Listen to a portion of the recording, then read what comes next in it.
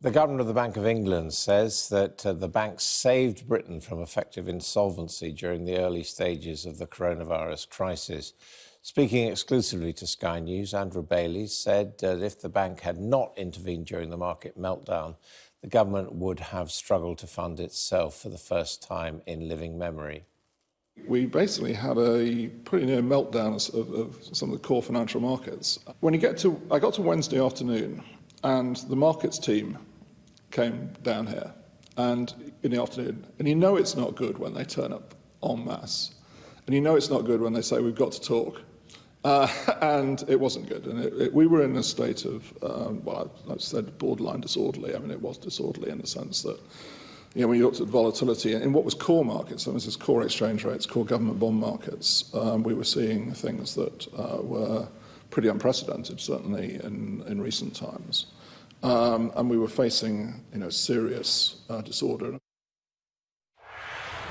Well, Sky's business presenter Ian King joins me now from the city. And Ian, this is pretty startling stuff from the Governor of the Bank of England, basically saying the nation was close to going bust. Well, I mean, it's been borne out by events, and I don't think anyone would really seriously dispute it, Adam, if you look at the extent to which the Bank of England has been buying in UK government gilts, government IOUs, as part of its ongoing asset purchase scheme. That really speaks to the heart of the matter. In fact, it's interesting, Adam, last week, of course, last Thursday, the bank increased the scale of its QE by £100 billion to £745 billion.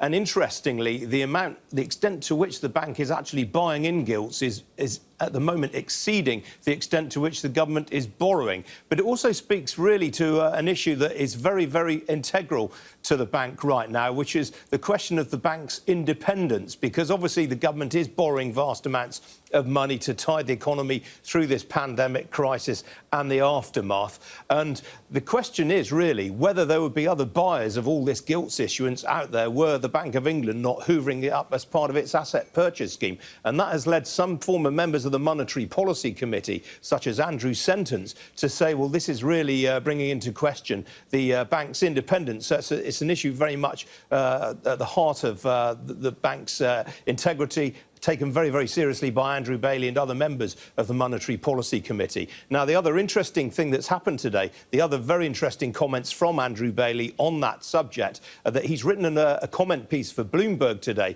in which he said that he thinks the bank should actually start unwinding its asset purchases, QE, before it starts to meaningfully raise interest rates again. Now, this is a significant statement because it is effectively a reverse of long-standing Bank of England policy, and certainly the policy under his predecessor, Mark Carney.